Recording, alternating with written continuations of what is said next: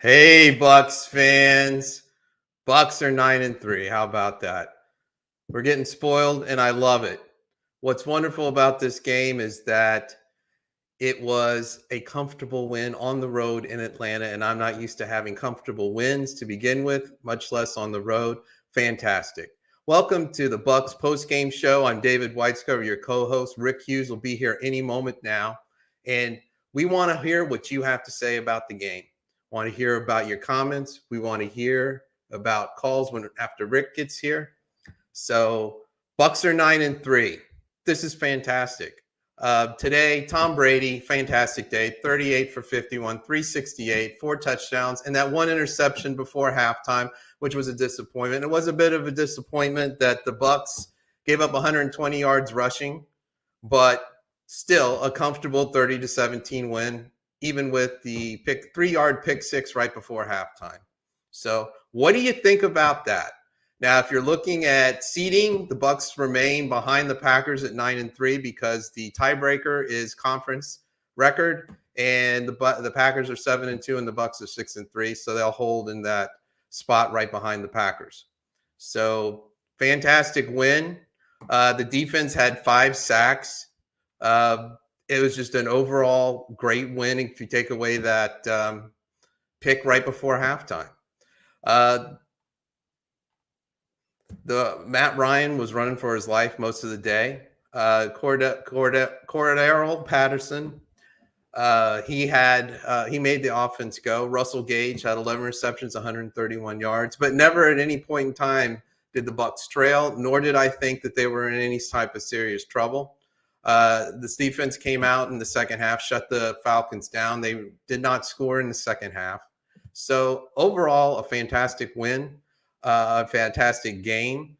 The injuries, I don't think there was anything terribly serious that the Bucs endured, and we move on to Buffalo.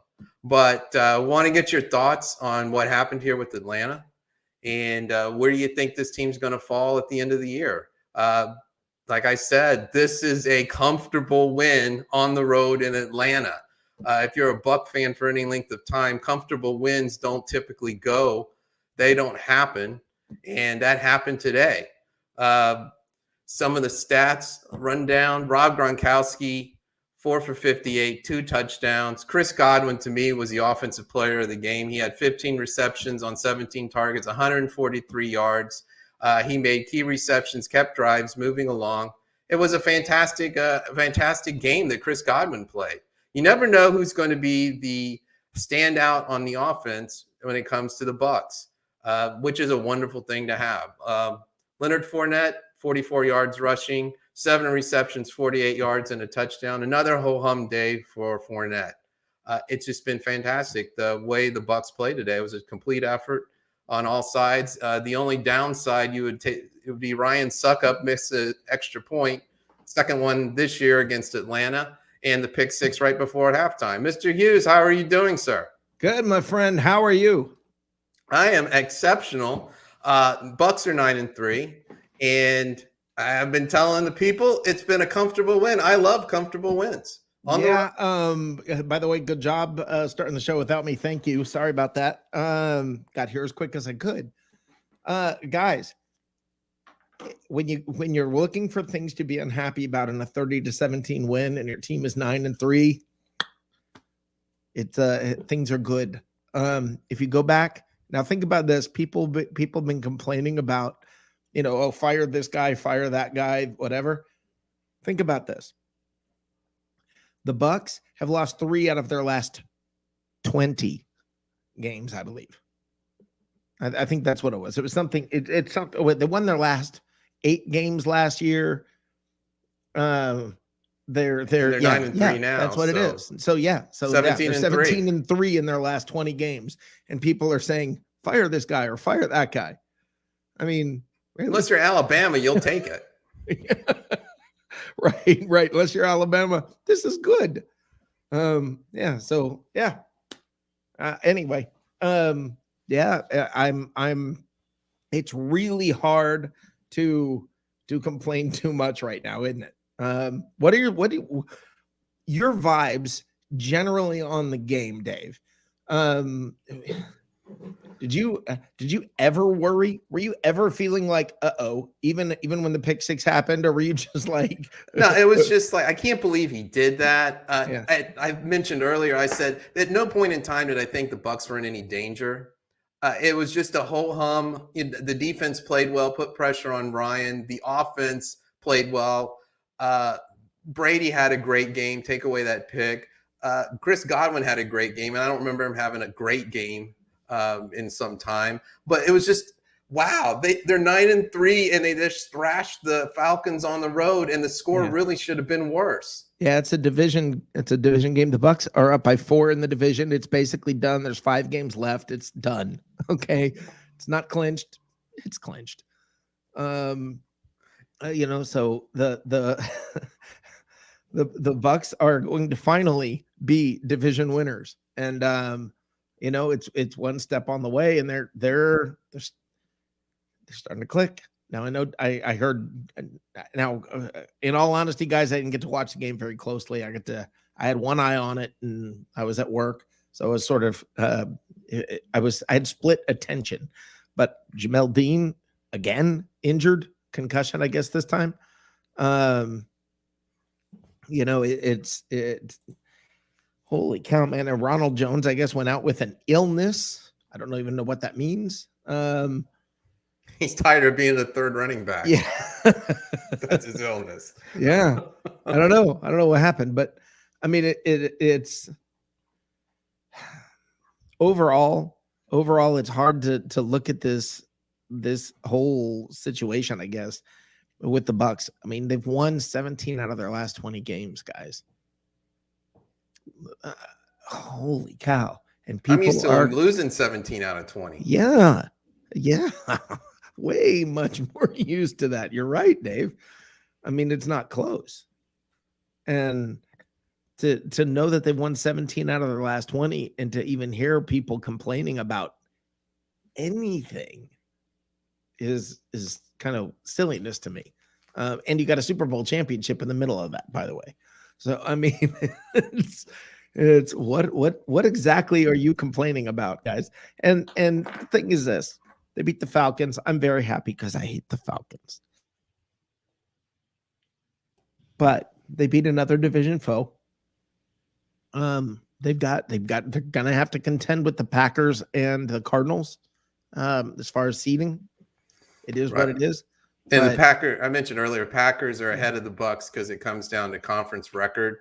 If you don't play head to head, and the Packers are 7-2 in the NFC, and the Bucs are 6-3, so the Packers have the edge as of now. Yeah. So to me, overall, that's what I get for running in and sitting down quick and not taking a breath. Sorry. Bucs leave you breathless. Yes, that's it. To me, I guess the Bucs, again, it's like Tom Brady does this. He knows when to get hot. So, I mean, do I think they're going to stay hot? Do you have any reason to think they're not? They beat Indianapolis last week. So if anybody says it, before you say it, shut up. Before you say, oh, it's just the Falcons. No, last week was the Colts. You can't beat anybody else this week, can you? Because that's who we played. Who, Dave, your player of the game, I think I know what you're going to say, but who's the player of the game? To me, it was Chris Godwin. I'd have said Brady, but he did throw the pick six. Godwin, he had 15 receptions, 143 yards. He didn't have a touchdown, but he had 17 targets. He made catches at critical times of the game. Um, he did everything you would expect. And if you're looking for a defensive side, I got to go with Sue. He had 2 tackles in addition to 2 quarterback hits. Yeah. And he made life miserable for Matt Ryan throughout the day. Yeah. And I believe Chris Godwin set the record for most receptions by a Buccaneer in a game. 15 is the most ever by a Buccaneer in a game. So how about that, Dave? I got a stat. I brought the stat. Well, I got some more. Tom Brady had the most completions in the first quarter, 15, since Peyton Manning in 2009. Wow. The Bucs had 5 touchdowns on opening drives coming into this game, leading the NFL. They still lead the NFL because they got another one. They now have 6 on the year. So, and Tom Brady, what was that? They have 6 what? On opening drives, they've now have 6 touchdowns on opening drives. And we think they start slow. That leads the league. And Brady's leading in touchdown passes, average passing yards per game, percent of plays that are passing, 66%, and lowest sacks allowed of 15 in the league. That they lead across the board. On the first drive, it was 13 think about those passes. 2 that you just put together. Most passing plays in a game. Was that one of them? Yeah, 66%. And the fewest sacks allowed, 15. Right. On top, the first drive of the game was 13 passes. They didn't run the ball to the first play of the second drive when they had the ball. It was all passes, 13. Yeah. It's like, we're passing the ball and you can't stop us, and they didn't. Yeah, I mean, don't for Yakin Ben Israel and Tabazio, shut up. Just shut up, guys. Yes, it was against the Falcons because that's who they played this week. Last week they did it to the Colts. That I know that's in the past. You're going to do anything you can to bitch. That's just what you're good at. It's what you're going to do. You're always going to find a way to bitch. Whatever. And then you're going to call yourself Bucs fans. That's the funny part. But I don't know. I don't know what to think. But it was a crazy day. When you look at the games and who won, who lost, Dave, run through the scoreboard. The scoreboard. The 1 o'clock games. Scoreboard for the 1 o'clock games. You want me to grab it? I got it. There's 1:10 left. The Chargers and Bengals, the game got close at one point in time, but the Chargers have pulled away. It's 41-22 Chargers. The Cardinals, it's final. They defeated the Bears 33-22. The Cardinals are now 10-2 in a upset of epic proportions. The Lions are no longer 0-for. They are 1-10-1, and they defeated the Vikings 29-27. Break up the Lions 1 in a row. I can't help but think the heads are going to roll in Minnesota after this season. Yeah, Kirk Cousins. There you go. It was good for the other Florida team today. The Dolphins beat the Giants 20-9. Yep. Here's an exciting matchup. The Eagles down the Jets 33-18. And as you were mentioning about the Colts last week, they're now 7-6. They shut out the Texans in Houston 31-0. Yeah, the Bucs beat them last week, guys. Just saying.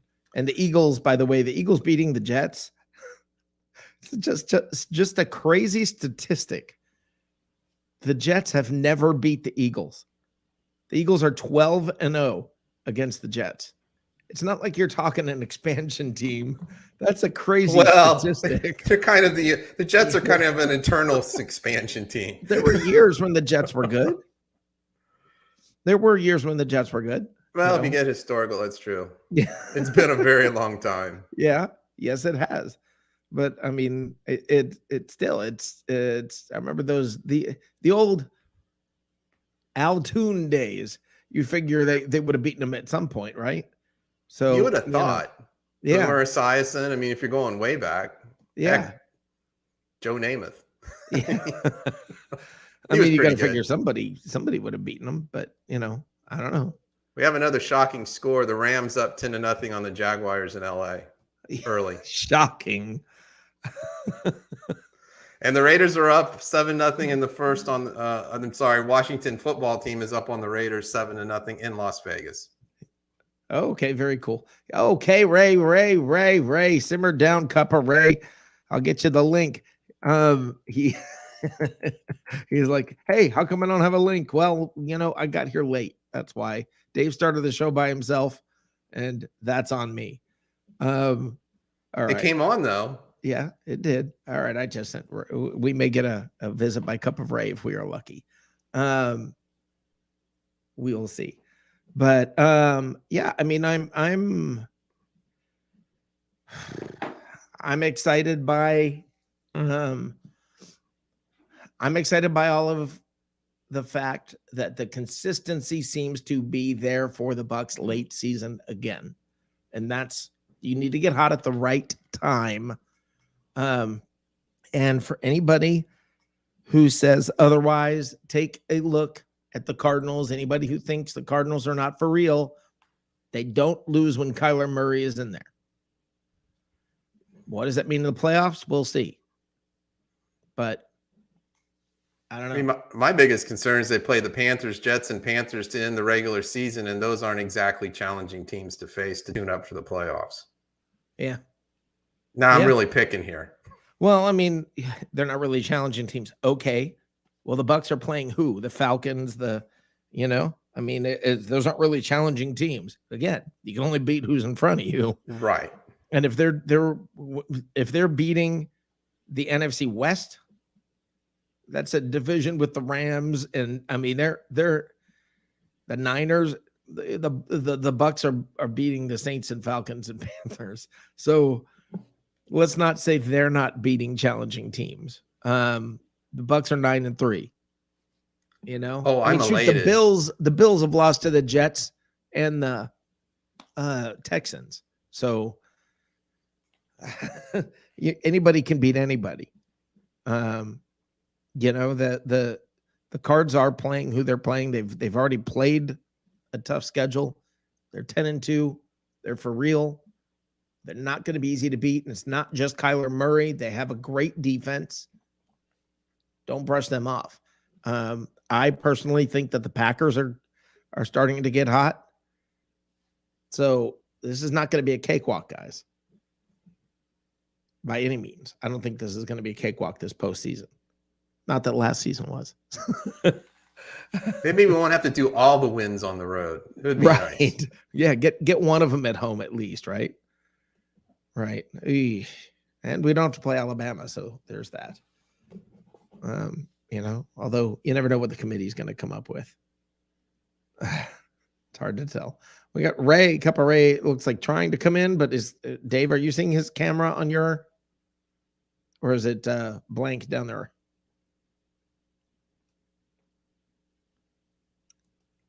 Yeah. Okay. That's what I was thinking. Okay. It's blank. All right. We're not getting Cup of Ray for whatever reason. We'll give it another shot in just a minute. All right, Dave, player of the game for you. You said Chris Godwin. Yeah, it's kind of hard to disagree with that. Mike Evans, though, once again, Mike Evans is well on his way. He's got, I think, like 220 yards or something to hit 1,000 again. That'll be 9 every season he's played. 9th season. Every season will be a 1,000-yard season. No one's done it. So good for him. Yeah, he had 695 coming into the game, and he added another 99. So yeah, so he added 100. So he's at, yeah. So you got to figure what 4 more weeks he's in. Yeah, I think he can pick up 200 yards. And did he get hurt today? Was he grabbing his legs or? He looked surprisingly healthy.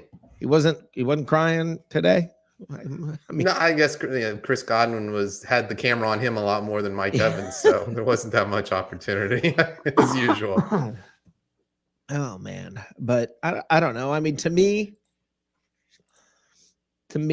when you look at a game like this, it's exactly what it was supposed to be. It was not a massive challenge. It wasn't massively difficult, and they just won. That's what you're looking for. Okay, let's try again with Ray. Let me try and get him in here. There we go. That's my fault. I've got like 15 Kennedy kids here at the Kennedy compound, and every one of them's on the Wi-Fi.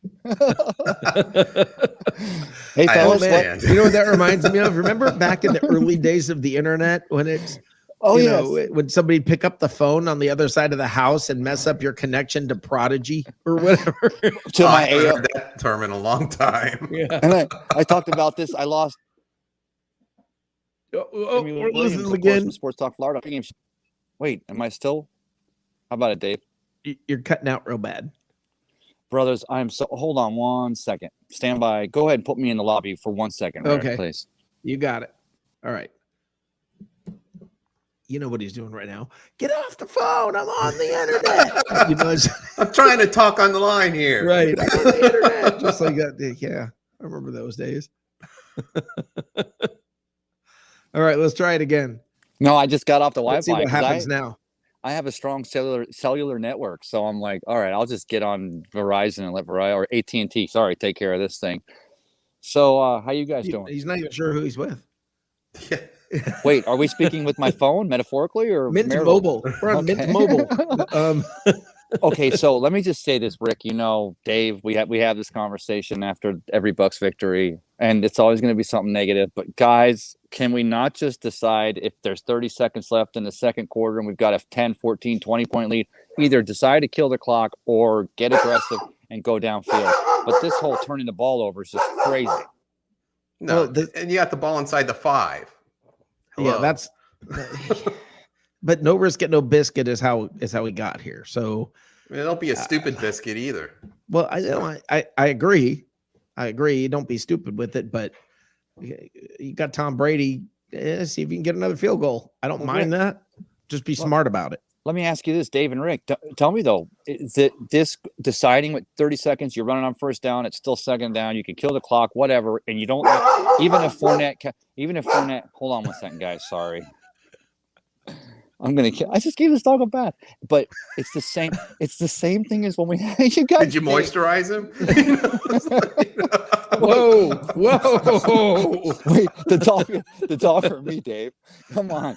But the thing about it is, it's the same thing as when we have 4th and 1 and we run a delay trap in the middle and it gets stopped for a 3-yard loss. It's like either decide to aggressively go for it or don't. And then when you got it and you're running the clock out with a 10-point lead, decide you're going to throw it downfield or just run the ball. Let Ronald Jones get his little shot light in the day, or give it to Fournette, get the ball, kill the clock, and go into that. You turn the ball over. Luckily, it was the Falcons under the first year do with that Arthur. often though. It's not like that happens often. Yeah, but Rick, that would have been one loss. Right now, we would be one loss more. But and I'm saying is, you had an Atlanta team with Arthur Smith first year and Matty Ryan, nothing to lose, throwing everything at the table or throwing everything at the wall and spaghetti, seeing what sticks. And you gave them a 14-point turnaround. They get the ball first in the second half. Fortunately, the Buccaneers have a team that could overcome that. Yeah, but these are the things. That's why I think they did it, though, Ray. I don't think they were worried. I think worst case scenario happened. Yeah, all right. I mean, were you worried? Worse. Were you worried at that point? Honestly, no. No, it was terrible. I was just irritated. I'm like, really? It was irritating. I'll go with that. It was irritating, especially because if he didn't throw that pick right now, his statistics would be 28 touchdowns to 28 to 3 interceptions. But now it's 4. Tom Brady, at the end of the first half, I was listening. I was on my way home. Just got done, finished off an order of the mango habanero wings from Ferg Sports Bar and Grill, the world famous Ferg Sports Bar and Grill. But I'm on my way home listening to Gene Deckerhoff and Dave Moore on the radio. And did you realize that Tom Brady's quarterback rating at halftime was 139.9? I mean, and that interception was the only blemish on what should be a day that puts him right back in consideration. I'm going to kill that dog. I swear to God. What you don't realize right now is right off screen, there's like a drug sniffing dog going nuts. It's not the barking. It's just that she's all in my neighbor's crotch, and it's embarrassing. So, but. I swear to, I'm really gonna go over there and beat the crap out of her. No, I would not touch her. He's excited about the game too, I guess. And let me talk about this. Of course, the Chris Godwin and his foundation with the giving animals and shelters a second chance. But my cause, my cleats today on the NFL, they didn't get to cover it a whole lot because there was some fantastic football other than the Chicago Bears. Thanks for not even participating against the Arizona Cardinals and not helping us out at all and getting that top seed. Did you honestly believe anything else was going to happen in that game? But then again, I've rooted for the Bucs to win every year for 46 years. So am I going to tell you that I know anything what I'm talking about? No. Well, Kyler Murray was back and he made a splash. Yeah, let me just say this.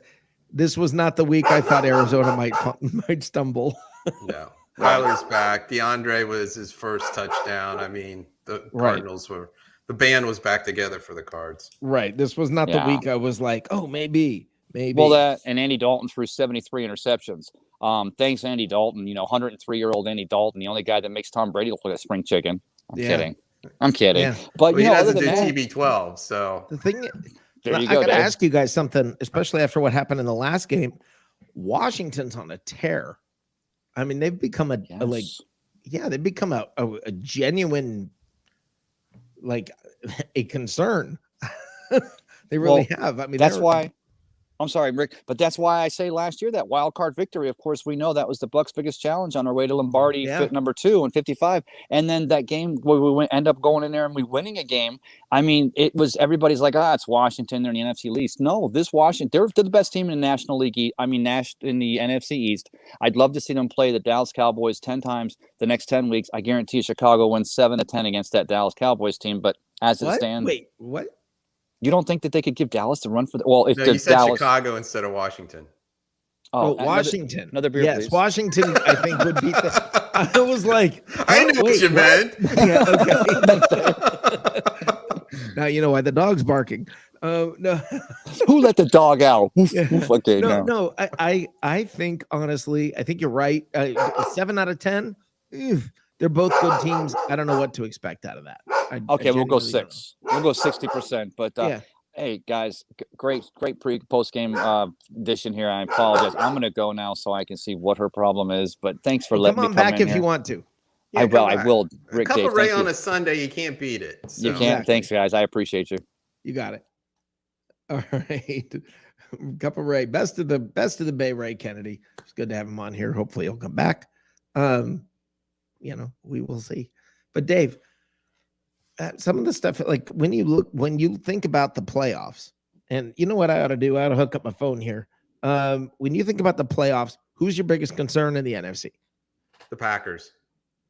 I didn't think it at the beginning of the year because of all of Mr. Rogers' shenanigans, but I think at the end of the day, the Packers.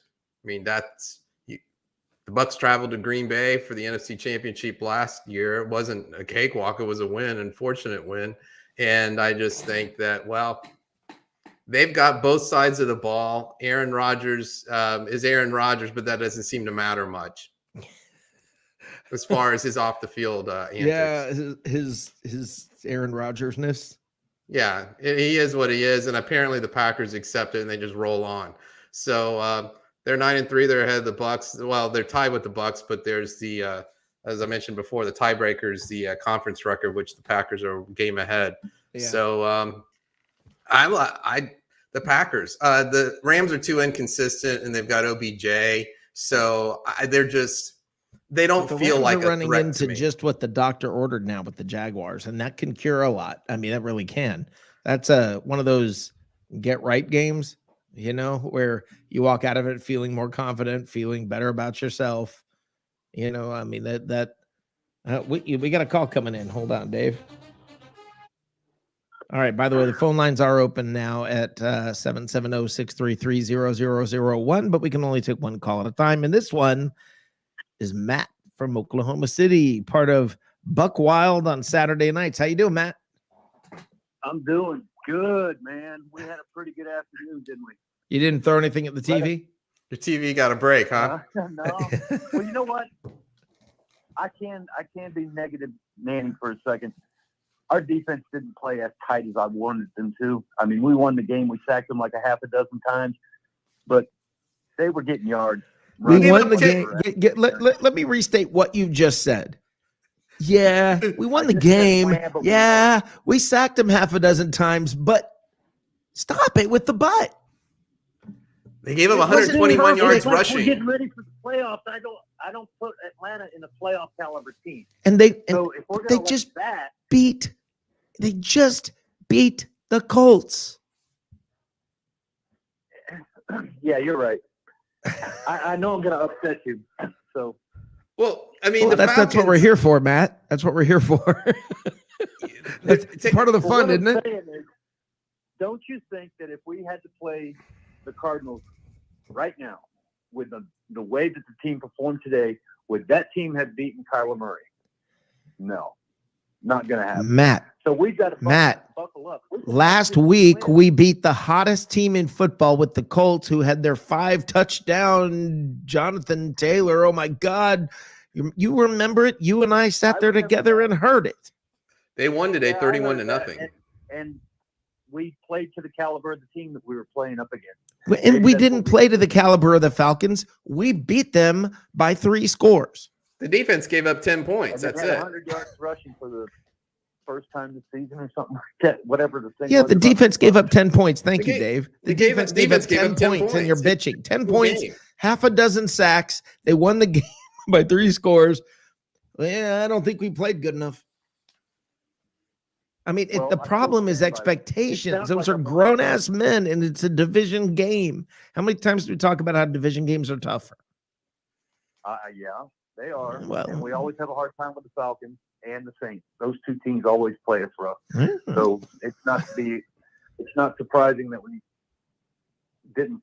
The scoreboard didn't look like the way we played. Is what I'm trying to get. That's all I'm getting at, and that's just me. I'm that kind of guy. I just would like to have seen them go 45-3. What? Beat the snot out of them. That's wow. That's how spoiled, Matt. You're not going to be happy unless it's 45-3. Now I know what's his name in Alabama. What's his name? The head coach, Nick Saban was talking about with unrealistic expectations. That's like an Alabama FIU score, for heaven's sakes. Yeah, you're playing grown freaking men on the other side of the ball. They're getting paid too, you know. You're right. But don't you think that the caliber of team that they have versus on paper, the Atlanta Falcons don't even line up with us. So they didn't. They didn't line up with us. Their offense scored 10 points. And their defense got a cheap ass interception to end the quarter. Yeah, because now who do you complain about there? The Bucs? Do you complain about Brady? Why did we even bother? Okay, so you're going to bitch about the coaching staff that's 17-3 in their last 20 games that just won the game today, got you a half a dozen sacks. Does that mean they can't make a bad decision, Rick? No, I'm not saying that. I'm not saying they can't make a bad decision. I'm saying they didn't today. Okay, the one call, okay, yeah, that was probably a bad call. I see why now in hindsight. If he completed the pass, if they drove down the field and scored another 3 points, everybody'd think, yeah, I love how aggressive they are. How aggressive? Yeah, it's yin or yang, depending on how it works out. Right. But immediately, Keith said the same thing to me in the Bucs chat that that's why you kneel down with 30 seconds left in the half. No, I get it, and everybody's gonna and people are gonna feel that way. I get it. I understand it. I just find it really difficult to complain right now and find something. I mean, you're like, instead of just going, holy crap, we manhandled that, we manhandled them. Now on to Buffalo. Instead of that is, but I found a play that we can complain about. Well, and, I mean, there's going to be bad plays in a game. I understand that, Rick. It's like, what do they play, 60 snaps? So something's going to go wrong eventually. But the point that we're playing the Bills next week, if our defense performs the way they did this week against that caliber of team, what do they look like against the Bills? That Bills team lost to the Jets and the Texans. Okay, the Falcons were 5-6 and in the playoff hunt. Actually, they lost to the Jaguars, the Titans, the Steelers, and Colts. Okay, Jaguars. Now, okay, I'm sorry, not the Texans. It was the who'd they lose to? They lost to the Colts 41-15, the Jaguars 9-6, and the Titans 34-31 in Tennessee. And then if you go back to the first week of the season, they lost to the Steelers at home 23-16. Are we talking about the Bills? Yes, they're 7-4, and those are their 4 losses. Yeah. Who lost? Who am I thinking of that lost to both of those teams? Somebody good lost to both the I think it's the Texans and the Jets. This should be easy because all we have to do is look up and see who the Jets have beaten. Yeah. That won't take long. Quick list, right? Yeah. Hold on. I'm checking it out too, Dave. But Yeah, I I mean, would Google it, but I'm on the phone. no, yeah, I got it. But yeah, I mean, to me, it's the kind of thing where you have to look at it and say that I honestly think things are not as. What do you want out of a team that's 9-3? What do you want? What really seriously are you expecting that's going to be that much better? I mean, what am I missing? 38 points. That, I don't know. I'm just trying to be, you everything has something you can improve. It doesn't matter how good you are. Oh, no, that's true. We're in agreement there. Everything needs to improve. And if you come on and say, yeah, okay, great game. We had a great game. That was a kind of a stupid play at the end of the first half, but whatever. You can risk it a little bit when you're playing a team this bad. And okay. I mean, but overall, yeah, good job. But no, that's how I feel. I just guess you're not picking up on the point I was trying to make. You just said everything can be improved on. Doesn't matter if you're Nolan Ryan and you need one more no hitter. You just got to get your fastball up another mile an hour, whatever the hell it is. at what point do you just celebrate the victory? I know your answer now. The What? Titans lost to the Jets 27-24, and then they lost to the Texans 22. There we go. I knew there was somebody like that. I got it confused. I thought it was the Bills. They're 8-4, and their losses have been against the Jets, the Texans, the Cards, and the Patriots. Oh, okay. And Ethan English actually put that in chat, and I'm sorry about that. I wasn't sure when you just wrote Titans. I wasn't sure what that was, but thank you. Could have saved me 2 minutes. Thank you. Well, I guess at what point do you just enjoy a victory? At what point do you just say, when it's the last game of the year in the right place? I guess because there are so many fans who didn't do that, who still came back and said things like, if we had Jameis, we would have scored more, or that was just the defense. It wasn't Brady. Well, let me throw this out there. So what you're saying is if you are in the NFC Championship game and you lose on a last-second field goal, your season was for naught and was a disaster. No, that's not exactly what I'm saying. What I'm saying is if you lose in the NFC Conference Championship to somebody, our expectations were 20-0. I mean, that's the reality of what this Bucs world thought. Everybody thought we were going to go undefeated at the beginning of the year. Which not everybody. You didn't. I didn't. Dave didn't. I said 12-5 from before preseason. But as a general rule, the Buccaneer fan base expected us to go from preseason to the Super Bowl, with the season just being part of it. It's not like we had to worry about it. Right. And there are games we played that we won that they didn't look good. It doesn't matter that they got the W, because at the end of the year, a win is a win is a win. But that's the thing. Yes. It doesn't matter. That's the freaking thing. Is there are games we won, we didn't look good, and people complained, even though you got the win.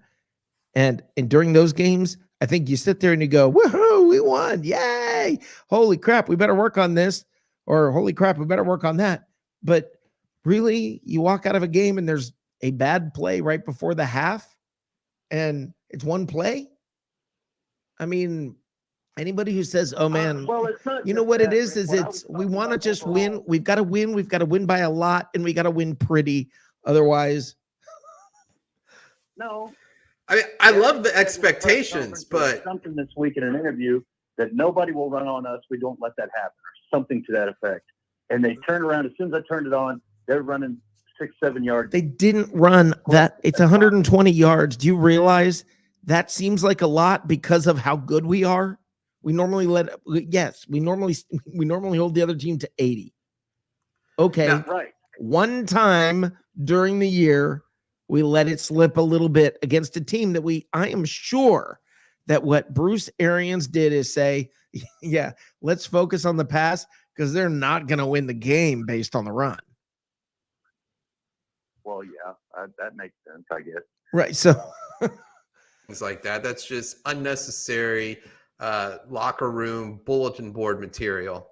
But still, I mean, the defense gave up 10 points. Right. The defense gave it, well, yeah. And The offense gave up 7, so they almost came out equal. Yeah, it's time to be happy here. I mean, this is the good stuff. Hold on, let me bring Ray back in here. Oh Lord, where's the dog? Hey, Ray. Where's the dog? Yeah. You know what, though? So here's what I do. We're so fortunate. We got the Seminole City of Seminole holiday and Christmas parade down here tonight, and behind me I have the ensemble staff of the jazz squad and some choral singers and the ensemble cast from the Seminole High School, from the Seminole Warhawks.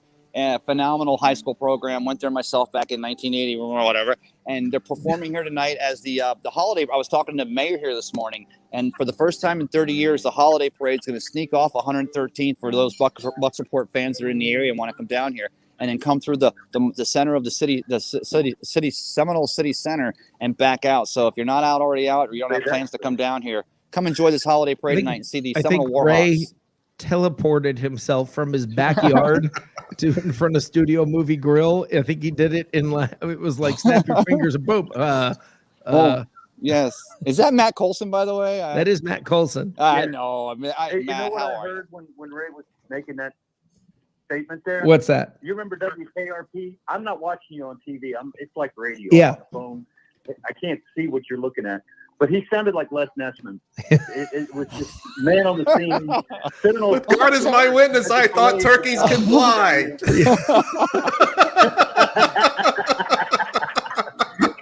All Well, the you know- humanity. Yeah. Oh, man. I'm the eternal optimist. And I came down, and like I said, I spoke to the mayor this morning, and I came down and I saw that they have the stage set up down here. It's going to be a phenomenal night with the holiday parade down in here. But again, talking about, I love what Matt says. He's so right. The defense, and what you said, Rick, defense only gave up the 2 touchdowns, and it was, or the 10 points. And it was, of course, but really, at this point, it's not because Tom Brady's still trying to learn the risk it biscuit system, right? How's the GOAT still make these easy mistakes? Is it just because he's doing something with the read of the defense, or is it, honestly, I think it comes back to the play calling? I just think There you go. I think No, I you think let Ray sometimes Let Ray talk. Let Ray talk. You don't have to- That's about right. I let him talk. Okay. So there was a bad call. If you guys think we're going to go an entire game without a bad call, I challenge you to go back and look at some of the greatest quarterbacks of all time. You know, I mean, I'm actually discounting Tom Brady for the sake of this discussion. They threw interceptions too. I mean, Marlon Davidson did make a great play there. Tom Oh, Brady yes. shouldn't have thrown it, but he did. But I mean, the guy plays basketball, or used to play basketball. Yeah. He's a pretty good athlete. It was his first interception, and now he has the football for his trophy case. I mean, Well, he did make Dave, a good play. Dave, the thing is, made a great play. But the thing about it is, it's because you got an interior defensive lineman making a read and coming on a peel out to cover Fournette out of the backfield. Because again, there's 30 seconds left in the first half. It's 2nd down and 10, and it's obvious that the Buccaneers don't just say, "Look, go into the victory formation, down the ball." It's 30 seconds left. You got 10 points. They weren't pushing it downfield. I'm not saying it's a negative. And guys, I still love the fact that Buccaneers are continuing to own themselves in the NFC South, and they continue to master their own domain. What I'm saying is that if that happens against the Bills next week, the Bills Mafia at Raymond James Stadium, the same scenario where we drop a 7 over and the Bills have the ball in the second half, you may not be talking about a victory at the end of the day. I just want to see all things equal and being tightened up. Oh, I wouldn't have made Isn't- that call. Exactly. Not inside the 10. Ray I wouldn't Kennedy have is made- on my boat. But hold on, isn't it also a fact that, you know, when we say if they do that against Buffalo, okay, but you know what? If they sack the quarterback 6 times or whatever against Buffalo, what's going to happen there? You're not including that in the picture. What happens if they score 30 whatever points? You know what happens if Chris Godwin catches 15 passes for 140 yards and Mike Evans, you know, another 100? What happens if you add the totality together? Sure, they're probably going to win the game. Okay. But if you just say, if you look at one play and say that one play, if that characterizes the entire game next time, it didn't even characterize the whole game this time. No, but you know, the thing is, though, it goes back to the whole how many times, and I know.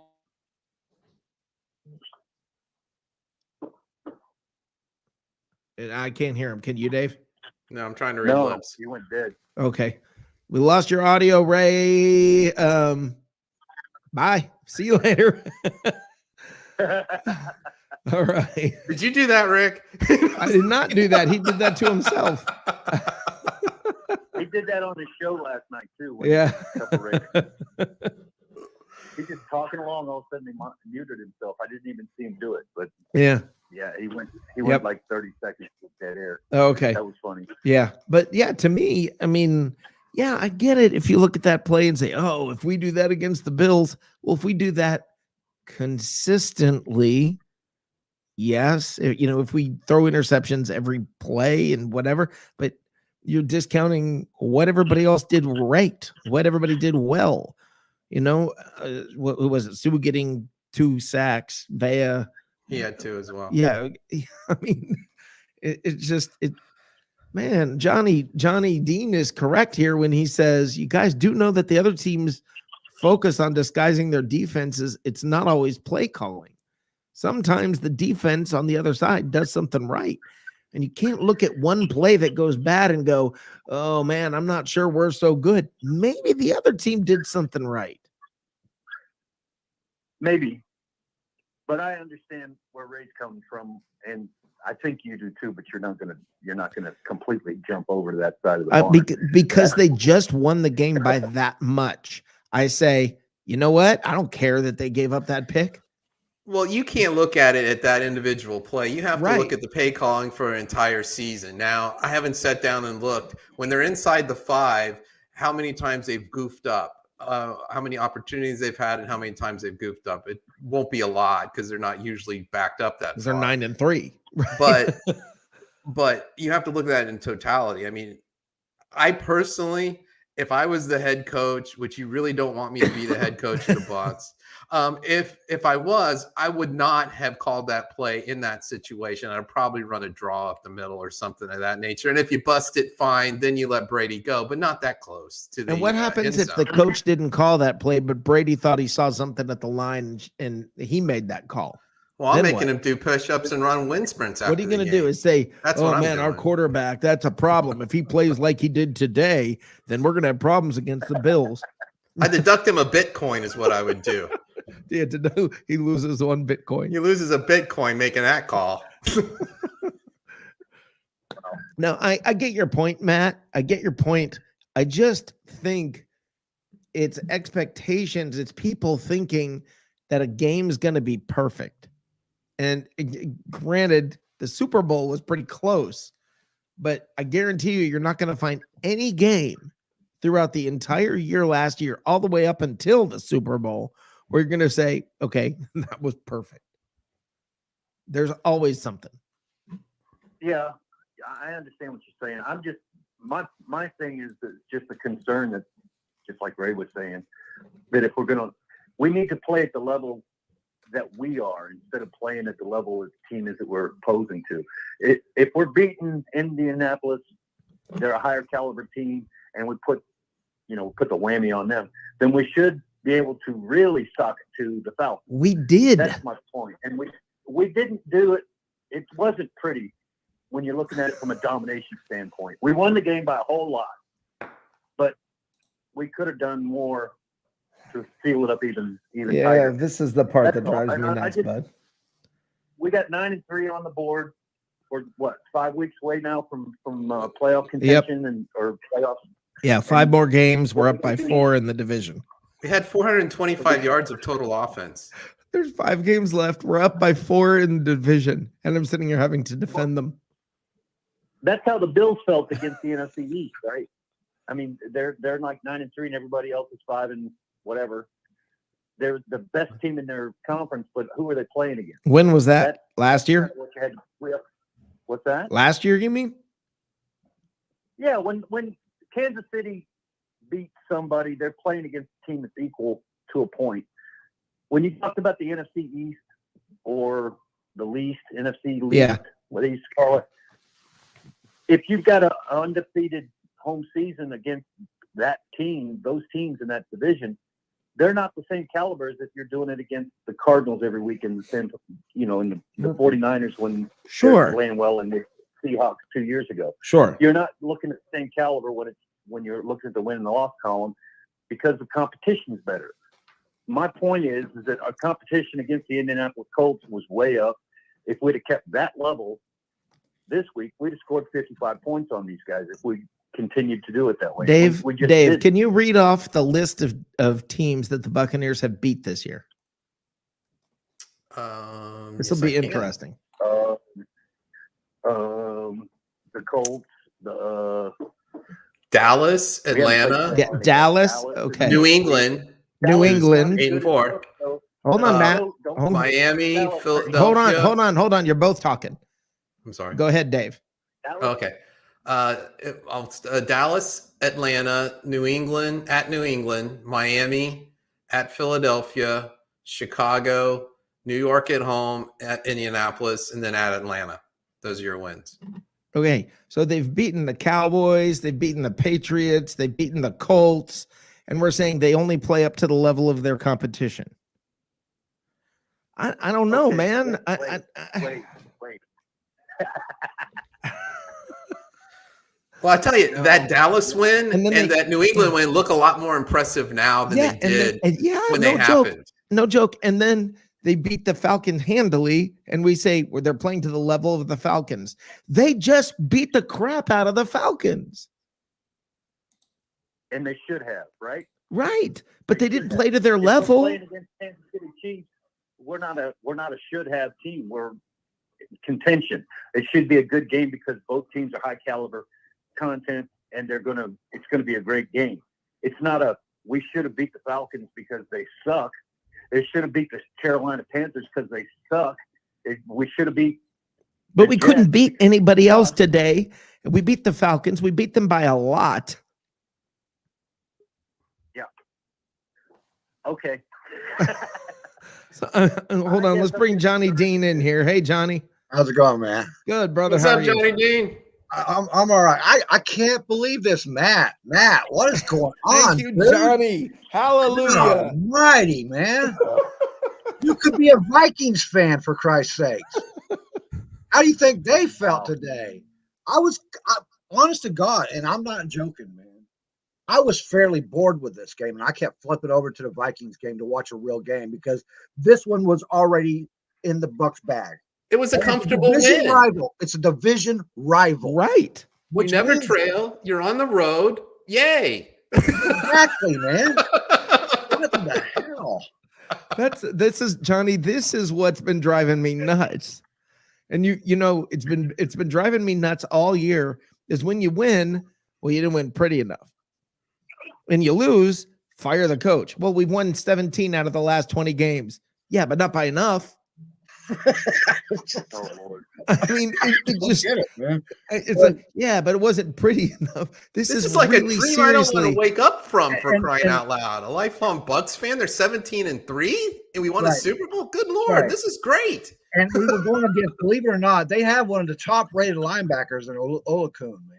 He's like a Yeah, top 3 linebacker in the Yeah. league. So yeah, they got to do. They play too, you know. they were 5-6. They were in playoff contention. This. I mean, you look at them and you discount them because we are so much better than them. That's why you discount them. But 5 other thought teams the got 30 beat point by win- them. I thought this was a beatdown. I mean, Yeah, I never once thought that our offense couldn't go down the field anytime they really wanted. that's exactly how I felt. Is even when the pick happened, I kind of laughed because it was like, yeah, okay, whatever. But yeah, I wish they'd take that play out of the book because that was the same pick that Brady threw in his last game as a Patriot. Yeah, That he made that same play last week. Just take that play out of the book. I'd be happy with that. But then, but it might be where would Brady the excitement calling it. come from? Where It would might the be Brady excitement come calling it. Is that the 5 that he's allowed to pull out of his pocket whenever he wants to? Yeah. Maybe he felt that this was too easy a game. Let's give him a chance. Yeah, I think it's almost like, hey, let's there's a part of me that just feels like he didn't even take them as serious competition. And the point of the matter is they're 5-6 and in the playoff hunt, they beat 5 other teams and we beat them by a lot. The defense gave up 10 points. Okay, they got a lucky pick 6 off the greatest quarterback in the history, the greatest football player in the history of football. That guy's going to hang that on the wall, man. I Brady mean, made his day. It made his life. yes, You that's know? for the rest of his life. He's going to remember that pick. Okay, good for him. They got a lucky one. I'm sure Mr. and Mrs. Davidson are very proud of Marlon, and they're gonna prominently display that football somewhere in the house with the family. I mean, That's right. great play. You think know. Tom Brady's going to sign it for him? Probably not. No, I probably don't see not. that. I think I would don't see love that for him happening. to ask him that, because That would then be hilarious. then it would motivate Brady next year. Yeah. Then the Falcons or whoever Davidson is on at the time will be absolute toast. By the Yeah. way, it's 10-0 now. But I know I keep getting frustrated about this, guys, but it's this narrative week after week after week after week. When we're losing, the sky is falling. When we're winning, we're not winning by enough, or it's not pretty enough, or there's just stop. At some point, go, holy crap, we are I wish we could really start good. bleeding injuries. That's all I worry about. Yeah. But We look are at really what the good. defensive line did today, man. They stepped up and took the place of their secondary. Sorry, Matt. All I'm trying to say is that today's performance wouldn't have looked that good against another caliber of a team. That's all I'm saying. Whether or not we won or not, that's not what I'm getting at. We won the game, but the caliber of defense that we played wasn't up to the par of where we would have, like in the Super Bowl last year, we held Kansas City to. No, but stop. If that's your benchmark, you're going to be disappointed forever. Okay. No, my benchmark is if you're at the lowest allow, if people can't run on you, because statistically you're the number one defense against the run for the last 2 years. And then I turn on the game 20 minutes into it, and the first thing I see is a 12-yard scamper right up Vita Vea's neck. It just went right down the middle, and they let that happen 6-7 yard pops. It's just that's out of character. They shouldn't be doing that. That's not what they would have done last year. That's what I'm saying. It just didn't look as good as it could have from a guy's just. Yes, I'm Dave. Put Ben's comment up, please. Okay, hold on. Click on it, Dave. Go ahead and click on it. Wow, what a stat for us. 17 wins out of the last 20 games. For years we struggled. I'm so happy to be a Bucs fan. 5 exclamation points. Everybody not feeling like that? Thank you, Ben. Was that Ben Cornett? No, it was Ben Parrish. Thank you, Ben. Ben Parrish bringing the comment of the day from Ben sense. Parrish. Yeah, as Wesley Sullivan says, and thank you, Wesley. I love the sarcasm. We have a great record for a bad team. Let me turn this around. Let's turn the narrative around for a minute. If you're a Packers fan, if you're a Cowboys fan, if you're a Rams fan, if you're a Cardinals fan, even, what do you think they're thinking if they got to play the Bucs in the playoffs? Are they looking forward to it? Do they go, oh boy, I hope we get the Bucs? That Brady guy, yeah, he folds in the playoffs. I just turn it around. If you're the fans of these other teams, you don't want to play the Bucs. You know what they're not saying, Dave? You know what they're not saying? They're not saying, yeah, but this team gave up 120 yards rushing to the Falcons that time that they beat the crap out of them. I'll give up an interception for 4 touchdowns any day of the week. I'm sorry. Yes. Our defense gave up 10 points. Any game, anybody, any opponent, I don't care who it is. Our defense gave up 9 against Kansas City. That apparently was fine, but 10 today was not okay. It was 10 against the team the caliber of crap. They couldn't beat the Brandon Eagles, for God's sake. And now you're talking about the Kansas City Chiefs being somewhere in the caliber that. No, I'm not. I'm telling you they gave up 10 points. Their defense gave up 10 points. That's all I'm saying. And the Eagles added another win. The Eagles are on a little hot run too. I'm going to tuck my Yeah, tail and go back in my corner, I think. I think I need to just walk away from this. Hey, the Bucs won today, 30-17 against a division rival. It's okay. How about that? It wasn't good enough. It should have been 38. By the way, the Falcons beat the Saints. I'm just saying. The Falcons beat the Dolphins. Look like a playoff team. Just Ryan saying. put up 343 yards against the Saints. Yeah. How about that? Which thing? The ones with the starting caliber quarterback? or the This ones year. that's running the tight end This year. QB? This year. This No, year. earlier in At the what point? season. Early in the season. Was it before Jameis went Yes. out, or was it after? Yes, it was before Jameis went out. Because the Saints aren't the team that they Matt, professed to be at the beginning Matt, of the year anymore. Matt, they were 5-6. They were in the Yes. playoff hunt. Okay. And Miami has a hell of a defense. Damn, I could be a blind man and score a touchdown if somebody would just whistle from the end zone. I can hear it. I just don't know what I'm looking at. What? It's one of those fucking things. Wait, what? You don't think about that. What for a was minute. that I quote? love that Hold you on, I quoted. need that quote. No, I no, need we got to that back quote. up here a minute. Hold I on. need that quote. Hold on. I'm writing this one down. Man, You know, score I a got the pencil touchdown right here. if somebody would just whistle from the end zone. Right, like they do when they play blind man softball. They put a beeper in the damn ball so you know it's coming at you. Dave, It's the same thing. Dave one time said to me, if my aunt had wheels, she'd be a wagon. And I never forgot that. And this this is wow. Welcome to Oklahoma Logic. Hey, this was born and raised in Tampa Logic. It just ended up in Oklahoma. Yeah, well, I know. I'm messing with you, man. I'm messing with you. Are you Matt, guys are in a you bad mood? missing 'Cause talking about the draft that badly? What's that?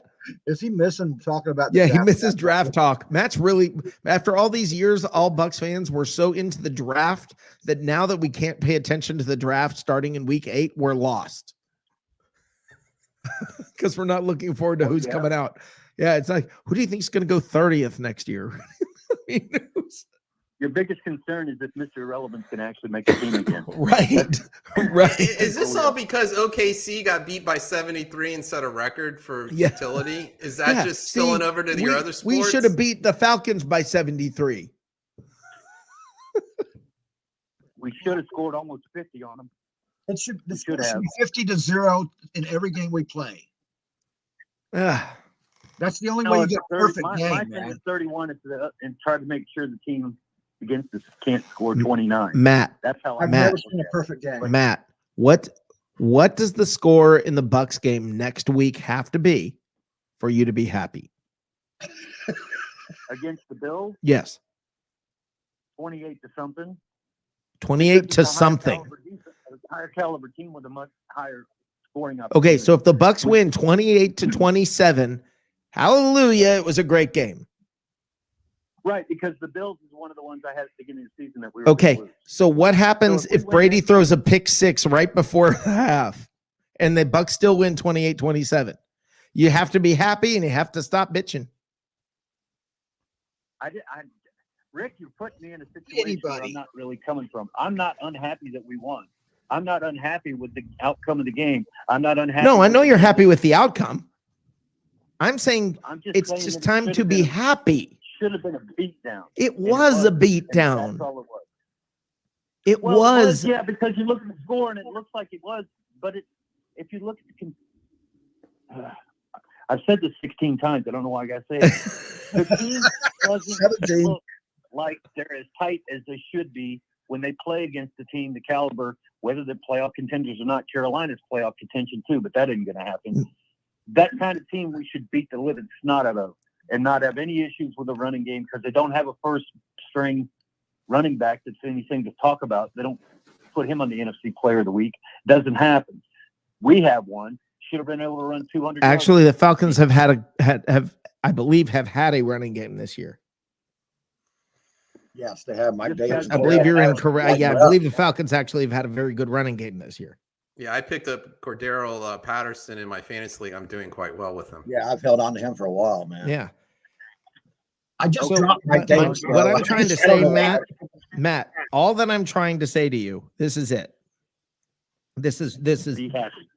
it's and You're- we have you're the reason positive to be parent. happy. Fuck And for you to bro. say that we should have put a beat down on this team, if you take away that pick 6, we beat Yeah. them 30-10.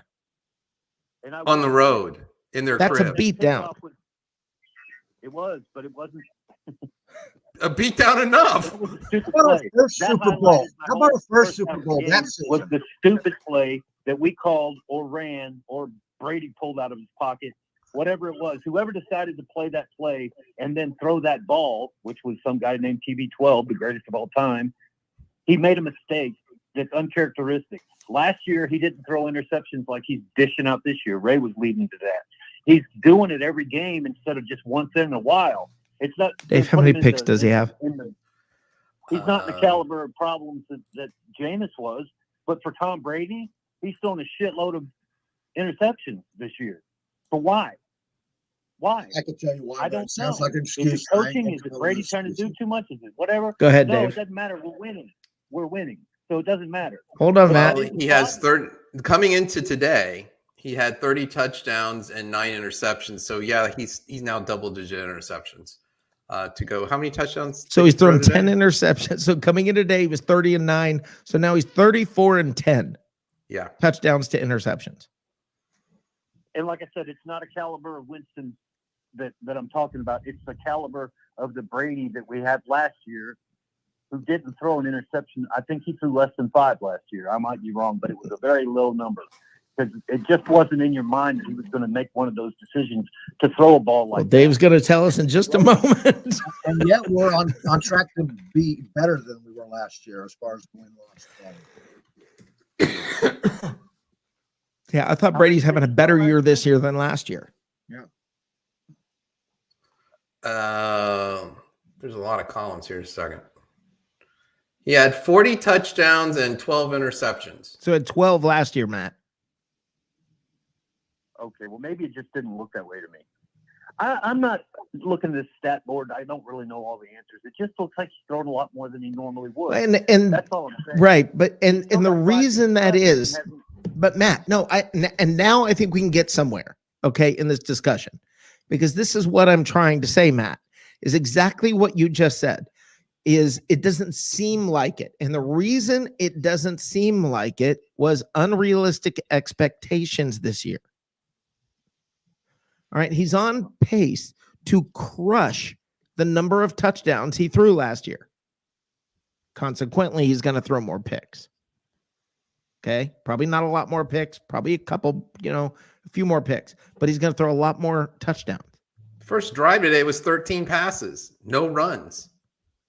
It's and the he thing, got 15 of them to Godwin, I think it was. So he had a good day passing when you look at it from that point of view. But my thing with the interceptions is uncharacteristic to me. but He's still got 5 games left, and he's got 10 already.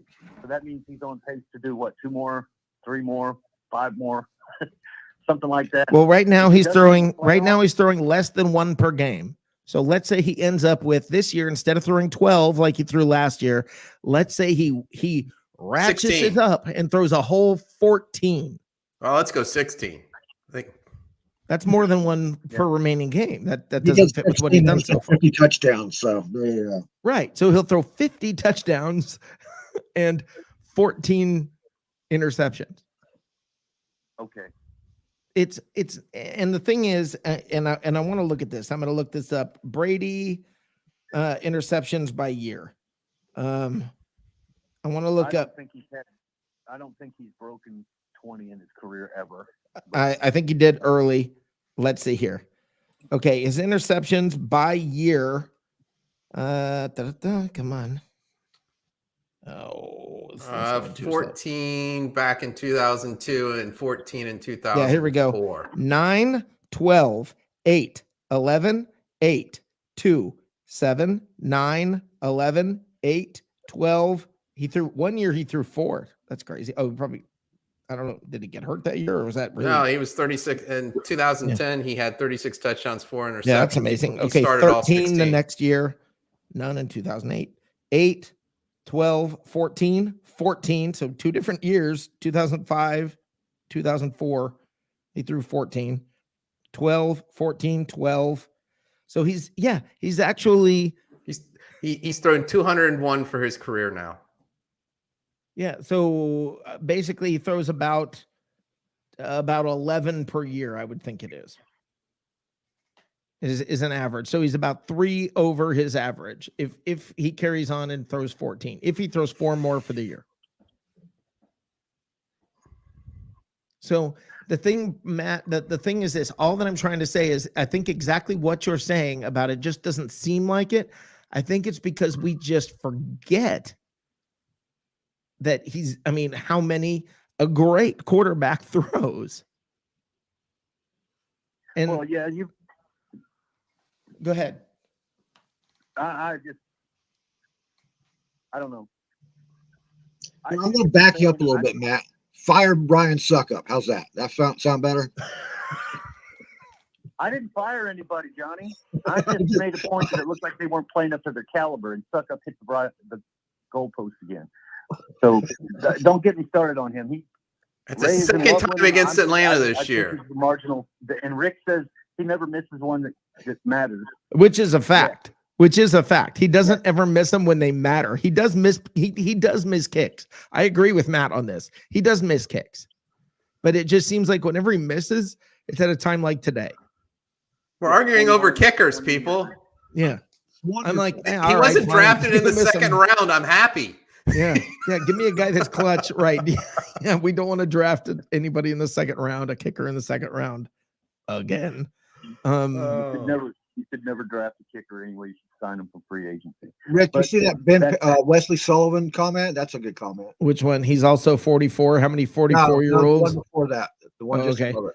Let's see. We get teams best every week. We are never going to get an easy win like 45-3. Yeah, we've done that already. We did that. Whose point are you proving, Matt? Thank you. You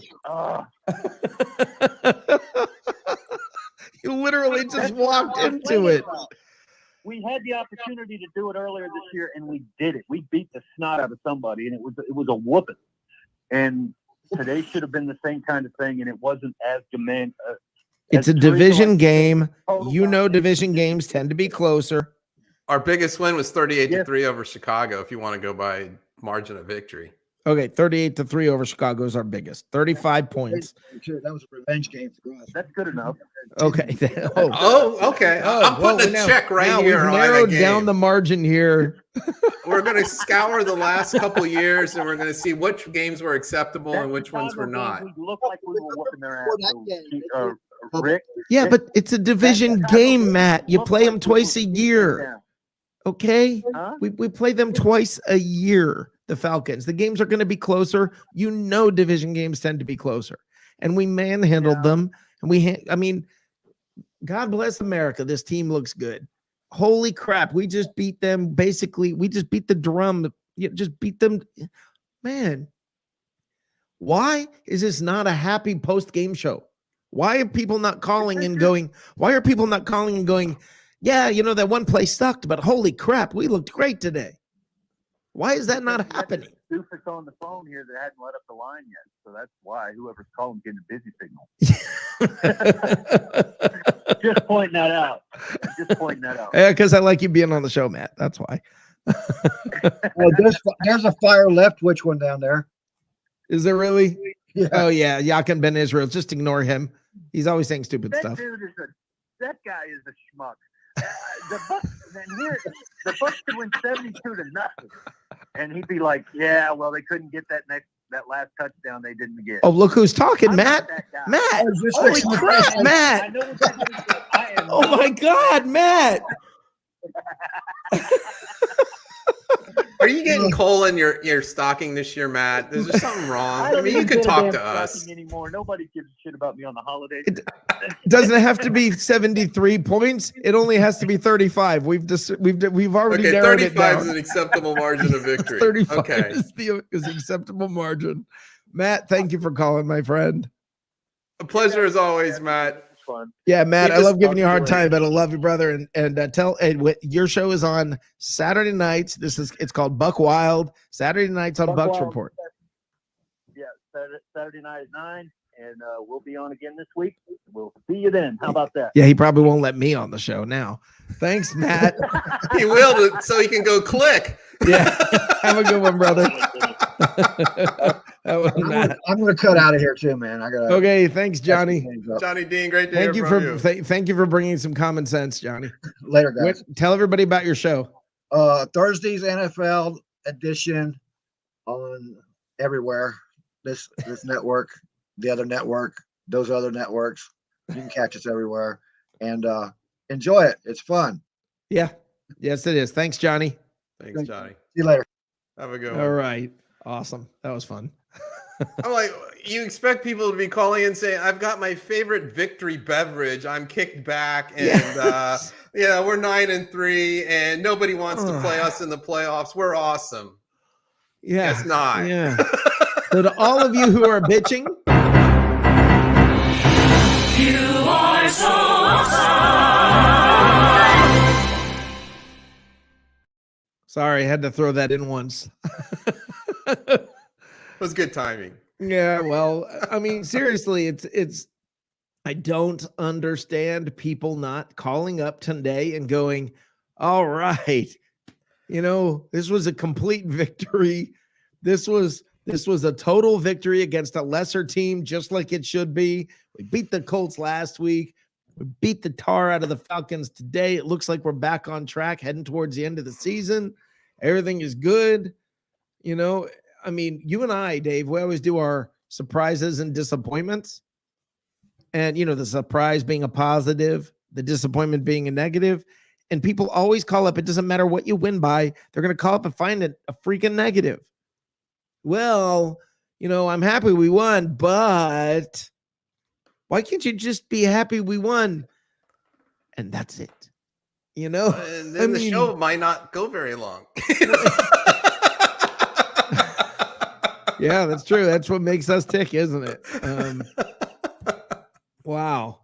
I don't know. Oh. Yeah. Wesley Sullivan bringing some common sense. This is the NFL. You don't win by 10 or more every week. Thank you, Wesley. I don't know. I don't know. The Bills haven't been playing fantastic football. I think they play Monday night. They're going to be coming off a shorter week. I mean, It's the Patriots. And this is their big game, by the way. Patriots at home. Well, so they're playing the Patriots. The Patriots are at home? No, I'm sorry. The Bills are at home Okay. with so the then, Patriots. So then this is like a must win for them if they want to get in the AFC East, get the lead back there. Yeah. Yeah. Hey, it's yeah. good. And thank you, Tony. Thank you, Tony. Fire Leftwich is ridiculous. I think you're saying that saying fire Leftwich is ridiculous. I think that's what you're saying. And yeah, that would be common sense. Thank you. 17-3, and people are saying fire Byron Leftwich.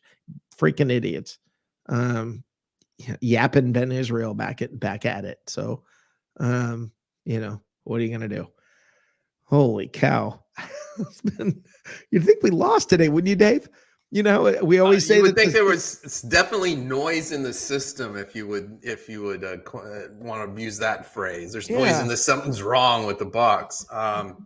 They're 9-3. They've had boatloads of injuries in the defensive back. You still had Jamel Dean go out today. I mean, it's been rough seas, so to speak, and they're still 9-3. They've got a 4-game lead over the Saints. If you even want to call it a race for the division anymore, they're going to win the divisions for the first time since the 2007 season. These are happy times. These are great times. These are, let me go buy a new Buck jersey or a new Buck hat or a new Buck something, because, I want to make sure the world sees that I'm a Bucks fan, and this is our time now. That's right. But we're kind of more or less going, no, really, it's okay. That's not what you typically expect when you've won in the National Football League 17 out of your last 20 games, including a Super Bowl. Yeah. So Wesley, thank you. He said, I'm worried Leftwich is going to take a head coaching job after this season. That's correct. See, the thing is this, we don't have to fire him. He's probably going to be coaching somewhere else. Like Jacksonville. Because he's that good. So, I mean, Tom Brady is having probably, everybody listen, I cannot believe I'm going to say these words and be serious about it. When they signed Brady, I never thought I was going to have the opportunity to say the words I'm about to say. Tom Brady is having the best season of his career. Stop and let that wash over you. He's having I the never best. thought that. I didn't want him to get him. That shows you what I know. Tom Brady is having I'm like the 50 best million. How old is he? season of his career. I mean, wow.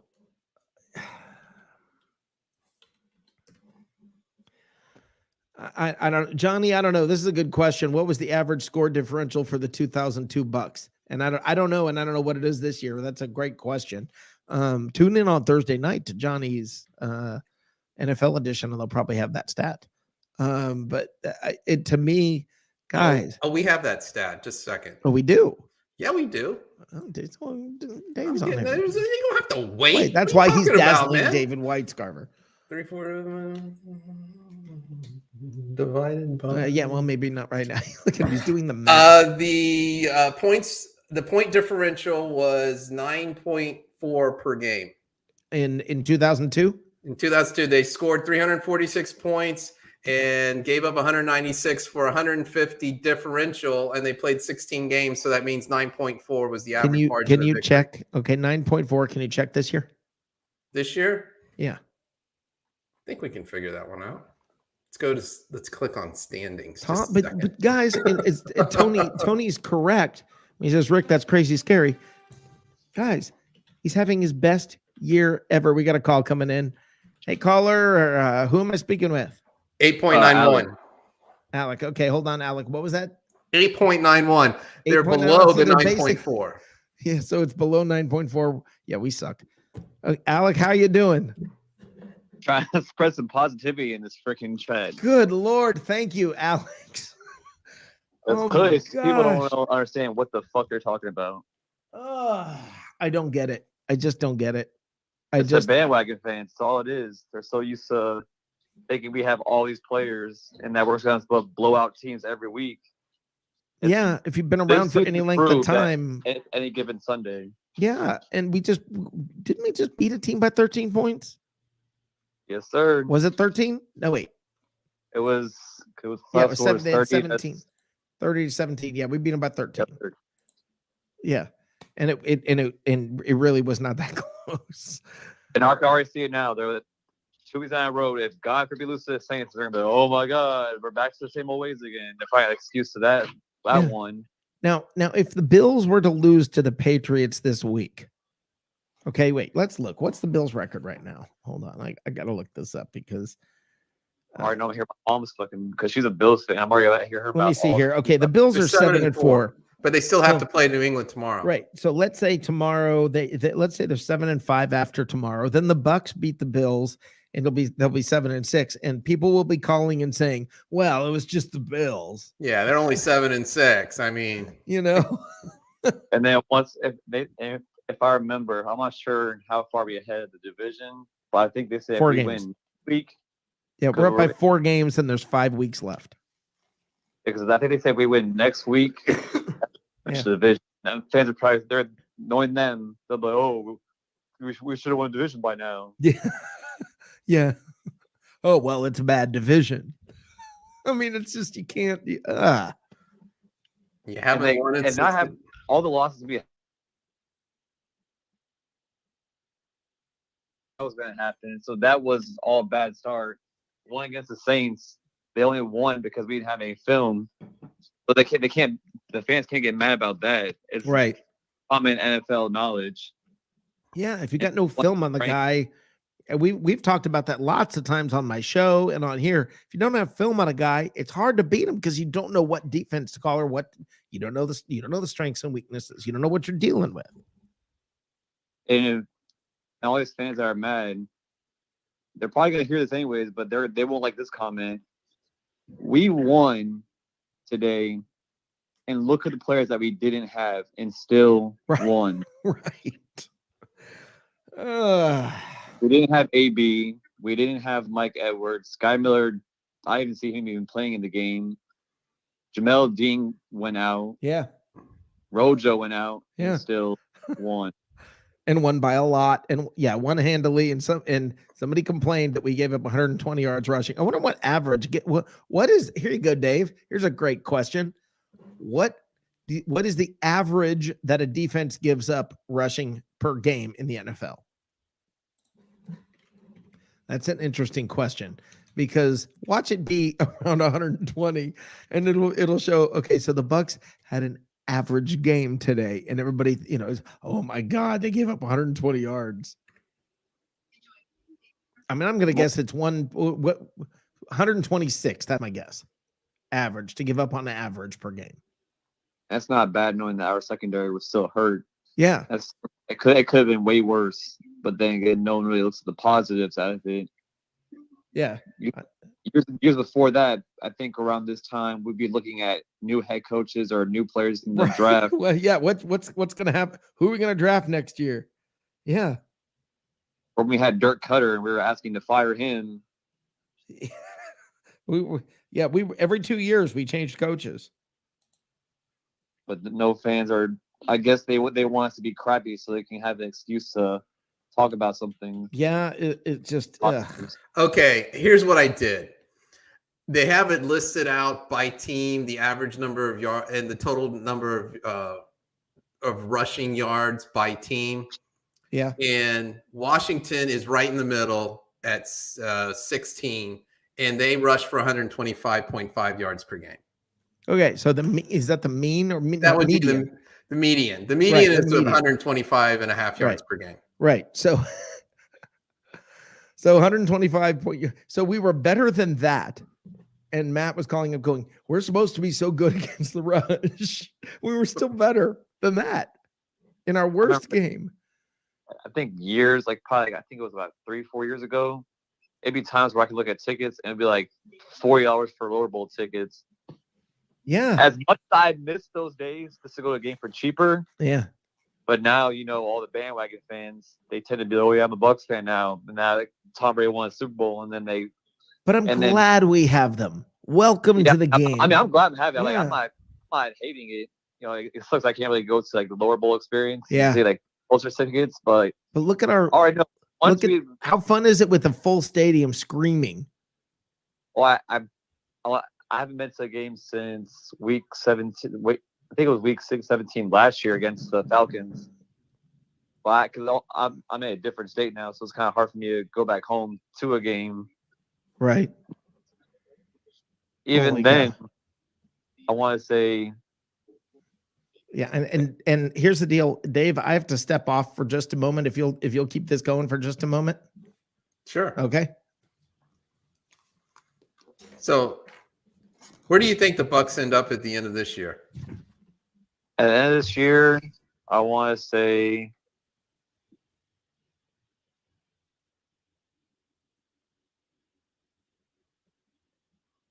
They win their division. We agree on that.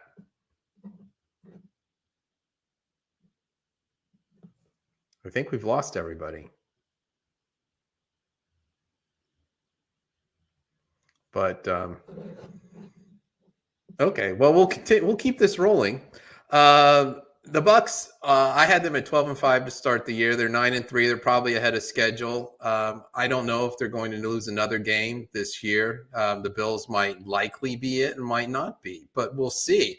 This is a happy time to be a Bucs fan. Like I said earlier, nobody wants to play us. If they rank the teams of who we want to play in an order, the Bucs are going to be way down the list. Nobody wants to play us in the playoffs.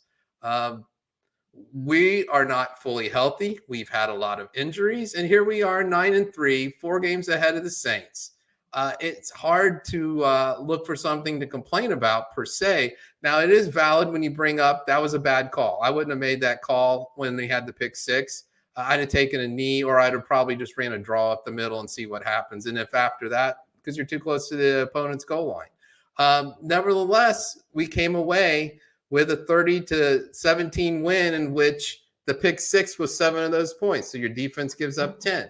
You scored 30. Most days, that's a good thing. Is Sherman back? He might come back next week. He's getting closer. Per him, he'd like to be back next week, but I don't know if that's really going to happen. We shall see. But these are good times. things haven't gone our way injury wise, but here we are, and on we go. And I'm sure the Bills aren't looking forward to playing the Bucs next week, especially after playing New England tomorrow night.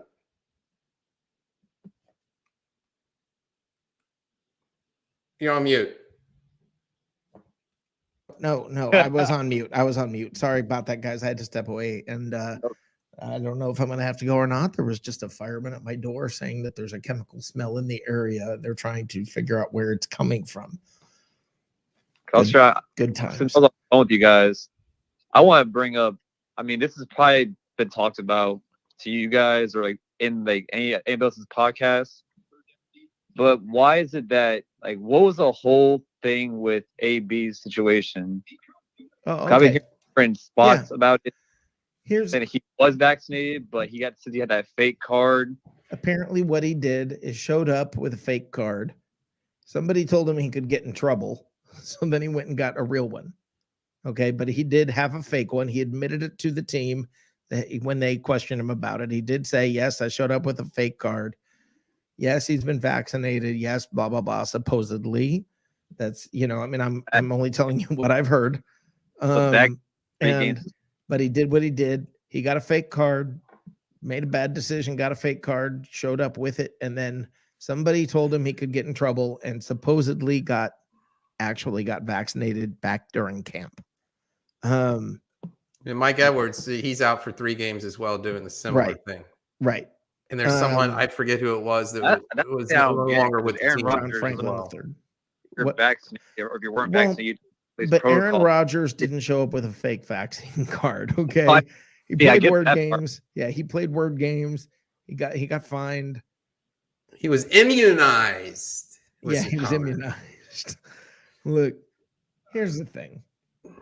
AB should not have done what he did. And anybody who says, well, what about Aaron Rodgers? The only thing I will bring up is Aaron Rodgers doesn't have a history of causing trouble. Look, he got suspended for doing something he shouldn't have done. He did something he shouldn't have done. He got punished. Next. I mean, one game down. There's 2 more to go without him. Okay. Now, he was going to be out for a couple anyway. Well, I was going to say, is it just 3 games, or it's 3 games after he's able to play? Well, I don't know the answer to that. Okay. I was wondering if there was any stipulation that, okay, you're out the next 3 games, regardless of your injury status or not. He was going to be gone for 2. So if it's 3 more after that, he'll still be back for the last game. Well, really, honestly, and there was, I don't remember who it was, but I guess there's talk, there's scuttlebutt, which we all know how reliable scuttlebutt is, especially when I got sources.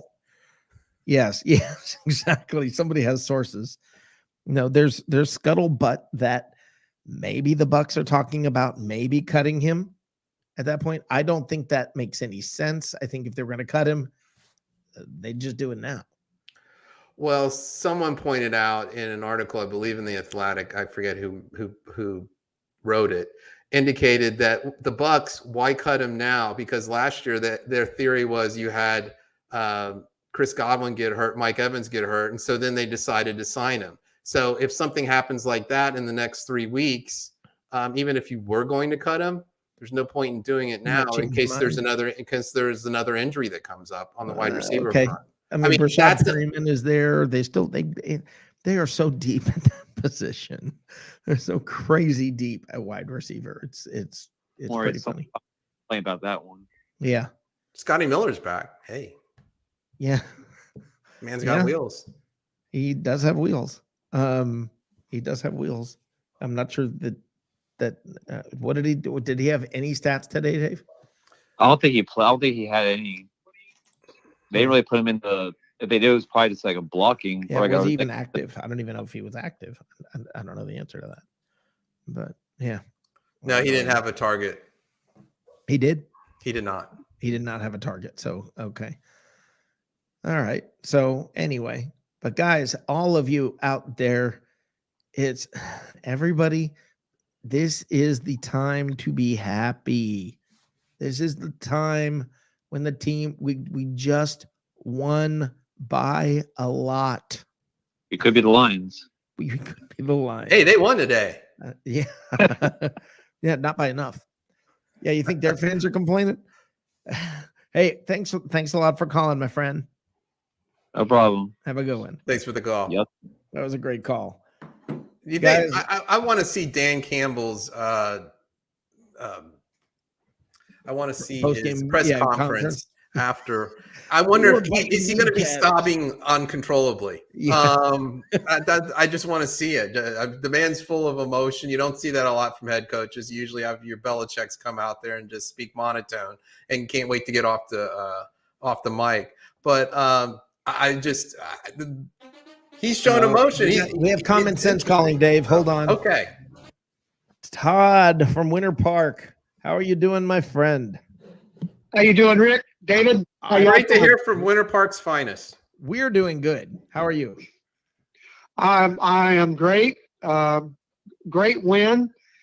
Kind of to me, and I listen when I say this, don't think that because I'm very happy.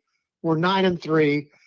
I'm a diehard Bucs fan, but I thought it was kind of we didn't play our best game, but we played good enough to win. So I'm happy with that. And I want to make a couple comments, and I want to get y'all's opinions because I truly admire y'all, and I always take your opinions in consideration and very highly at that. So appreciate it. First comment I want to make is about Antonio Brown. Now, look, I had reservations about him when we signed him. The guy has come in here,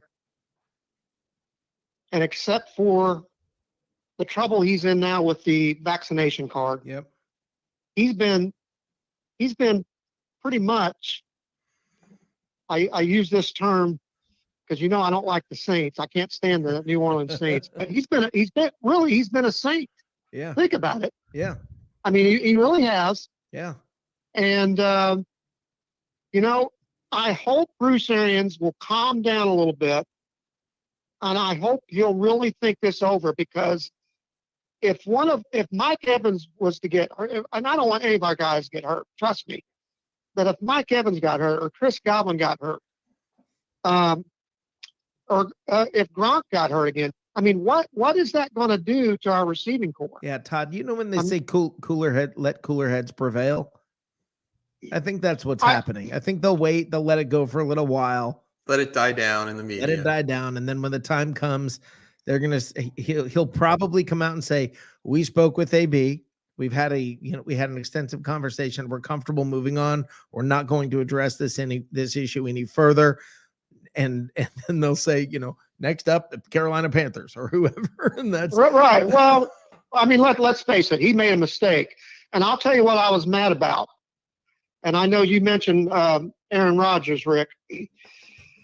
Aaron Rodgers doesn't usually get in trouble, but all we heard about all last year was Aaron Rodgers. Every day in the national media, it was Aaron Rodgers.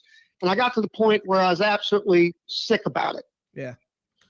And, like the guy don't get enough attention, and he was getting attention every day because of what he was doing. And so he does this vaccination, and he gets a slap in the hand for $14,000. Listen, he lied about it too. Why did he get a 3-game suspension? Well, hold on. What he did, apparently, I'm not so sure he lied. I think the team knew. I think the reason it's sort of disappearing is I think the team and league pretty much knew where he stood on the issue. And I think that's the reason it sort of is quietly and quickly has gone away, is because the league is just trying to make it go away, because I think he didn't lie to them. I think that the media and those around, when he said, "I'm immunized," I think he took those people and misled them. I'm not so sure the team or league didn't know exactly what was up. Let me say this. If you cross the league, or as someone would say, one of my very wise friends might say, the farmer, Don't mess with the rancher, man. The cattle are going to be treated one way. The farmers treat things different. Listen, it's better to be. No. It's look. I think the league knew about Aaron Rodgers. The league did not know about Antonio Brown. I think Antonio Brown lied to the league and to the owners. Probably realized that somewhere along the line, probably he thought, hey, I don't want to get caught doing this. I've been in so much trouble. I'm going to go ahead and get vaccinated. So he probably went and got vaccinated at that point. So I mean, I realize the situation. I mean, I know Brown's had, troubles in the past, Right. many troubles, right. and I get that, and Aaron Rodgers hasn't, but because his name is Aaron Rodgers, he kind of gets a pass, and I don't think that's right. Is that really why? I don't think it's fair. If that had been Tom Brady, they might have laid it out on Tom Brady. Todd, at You work, know, I'm- at work, at my job, if somebody who never causes trouble, somebody who's always a great employee, or he's in Right. general, he's a great employee, he performs well and really at the highest of standards, Right. and they do something wrong, are they going to get treated the same as a guy who's constantly trouble? No. They're No. probably not. I mean, Well, listen. let me- I hear what you. I hear exactly what you're saying, Rick. I get it. I get it, but I just, Antonio Brown came in here. Look, we all had. I'm sure you did too. I'm sure David did too. Everybody did. When there was rumors that we might get Antonio Brown, Yeah. I had second thoughts about that. We all did. Yeah, I mean, things are going great. Why risk it? Right. Well, I mean, I think, and I know Antonio Brown's had many second chances. I think if everybody cools off, and in fact, I think Jason Light really likes Antonio Brown because he's come in here and he's done everything they've asked up to this point, except with this vaccination. Right. And I agree with them that, look, and I agree with Bruce Arians, look, he shouldn't have lied about it. He should have been honest about it to Bruce, to Jason, to the organization, to the Glazers, everybody. But he made a mistake. And so I think these guys need to cool down a little bit and have a stern talk with him and say, we're going to give you one more chance. But if you mess up again, you're gone. Yeah. That's it. And that's exactly what I think will happen. I think you're right, Todd. I think you're right. And that's what I'm guessing. It's all a guess. That's what I'm guessing is going to happen. Is there basically, I'm sure the conversation at some point went down between Brady and AB, where Brady said, dude, I stuck my neck out vouching for you. I'm sure that has happened. And okay, he did something stupid. All right. I promise you it won't be the last time because look, he's an idiot. Okay. But he can really play football. He's an idiot. Okay. So Yeah, he is. His head isn't on right. But, Right. But as far as a talent, the guy is an unbelievable talent. Yeah. And I know you do things, you do something wrong, you pay for it. yeah. And he's done something wrong. So off that subject, again, I thought it was a kind of a ugly win, but a good win. We needed one on the road like that. Now we got Buffalo and the Saints at home, and Buffalo is giving up 29 points a game. This offense, if they see that stat, Right. they've got to be looking at their this and chops. thinking, Yeah. man, Buffalo can come in here and we can light these guys up if Yeah. we play Bucs ball. Yep. Yeah. Yeah, I agree, Todd. I think you're onto something. I'm looking forward to the rest of this season because I feel like the rest of the season just matches up beautifully. Other than that Saints game, which scares me. We're at home. I understand that, but we don't match Saints up are well very with good them. this year. Yeah, we don't match up well with them. That's the problem. Is just matchups. They're not But, watching. They're not matching this up game, this well with Buffalo vintage game anyone. scares me a little bit, only in the sense that we don't match up well with them. If we beat them by enough to keep Matt happy, holy cow, the rest of this year is going to be beautiful. Yes, absolutely. I mean, our schedule's favorable. Yeah, Buffalo, the Saints, Carolina twice, yeah. and the Jets in the middle of the Carolina games. I mean, that's That last You know? three, is. I mean, that's kind of almost embarrassingly stupid. Really, the Panthers, the Jets, the Panthers. That's how we're finishing the season. Really? well. I just hope we don't get on that game where we play to their level, and Right. and then they have a chance to beat us. Because let's face it, Carolina and the Jets are not better than us. No, the next two games are our two toughest remaining of the season. Right. And let's see what happens. We have a Blaine Gabbert Yeah. signing as starting quarterback in week 17. Oh, week Yeah, 18. I'm sorry. I don't know that Brady will let that happen because he's just trying to stack the records at this point. So I think he'll play for a little while, but I think we're going to see a lot more Blaine Gabbert coming up. And I will tell you this: if we go up by like we were in today's game, get Gronk out of there, get him off the field. Oh yeah. Yeah. We gotta get. I mean, Godwin played. You know what? The off season. I'll ask you guys this, and then I'll let you go and take other calls. Yep. Chris Godwin's got to be our number one priority this off season. We cannot let him get out of the building. Yeah. Yeah. 20 to 25 million, whatever he wants. We need to pay that man because he's. I would say he's one of the top. You got to be careful Two with that, Todd. You got to be careful with that. Look what Kansas City did. They've got themselves in a bind, and their future is not looking so bright thanks to their wide receiver that they decided to pay. I get you. I mean, I understand that, but I mean, if we can get him for something reasonable, Yeah. and a 4 or 5 year contract Yeah. with Mike still there, I mean, He is that good. You're right, Todd. He is that good. Well, we can just have Mike Evans he's a top restructure. 2 or 3 receiver in the league as far as I'm concerned. Yeah.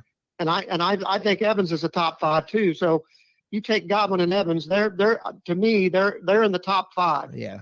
They're good. And Mike Evans, he'll restructure his contract for the 23rd time. Don't worry about it. Mike Evans has to be. He'll get paying money back to play for them at this point. I mean, he keeps restructuring. It's like Mike Evans is like, okay, I'll pay you to play for the Bucs for the next 3. So we can go sign Chris Godwin for 5 years. Right. He's gonna have the first negative cap number ever. So Well, look, there's going to be some guys gone next year from this year. Yeah. That's going to free up some money. Yeah. The cap's going to go up, because remember the cap went down because of COVID. yeah, it's gonna go It's way going to go way up. next It's year. going to go Yeah. way up this year. Yeah. So Yeah. that's in our favor. And I just think Chris Godwin's got to be the number one priority for us this Yeah. off season, and then go from there. Yeah, agreed, Todd. I agree completely. Guys, it's a pleasure always. Yes, sir. Thank you for the call. Todd Love it from when you Winter call, Park, Todd. one of our faves. Thank you so much. You guys have a great night. You Go too. Bucks. Go Bucks. Go Bucks. Awesome. That's how it's done. That is how it is done. That I wish more people had that mentality. And earlier, Matt said he thinks Todd is thinking like him. No, it's not true, Todd. I mean, not true, Matt. He came in and he said, it was an ugly win. It wasn't the prettiest of victories, but we really handled it. That's different than, yeah, I don't know if we play at this level and we're playing down to the level of the competition, blah, blah, blah. They didn't play to the level of the competition today. They beat them handily. They did not play to the level of the competition. Did they have their best game? No. But you're not going to have your best game every week. I go back to my initial comment, which was opening comment for the show was, this was a comfortable win. Yeah. You never trailed, never felt threatened. You went up to Atlanta, a rivalry game in their house, and you took care of business. Yeah. It wasn't flawless. It wasn't your best game, but you did what you needed to do. You're 9-3, and People are gunning for you. We're the ones with the targets on our back. Yeah, and by the way, Tim Witherspoon, who asked earlier, doesn't AB get any credit for fixing his mistake? If got you're caught. talking about what he did this year, maybe. Does he get any credit?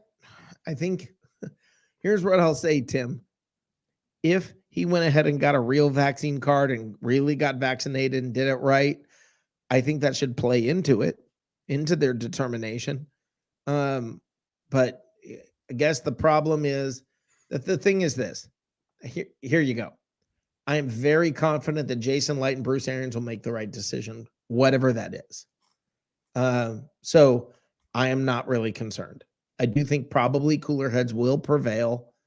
Playoff time will come around, and Bruce Arians is going to say, man, I am ticked at AB, but I want him on the field during the playoffs during this run. So, I mean, do I think it was stupid what he did? Yes, obviously. I'm not going to defend that at all. It was stupid. He was an idiot. I think the man, it's obvious we're dealing with a certain ilk. It's a good way to, I think, to look at it. We are dealing with a certain ilk, and that guy has been truly a great part of this team, and he screwed up and did something wrong. Get your 3-game suspension, get your butt back on the field, and perform at a high level. Thank you. And that's about all I have to say. You do it again, I'm done. I'm done. See you. You do something stupid again, I'm done. But right now, nah.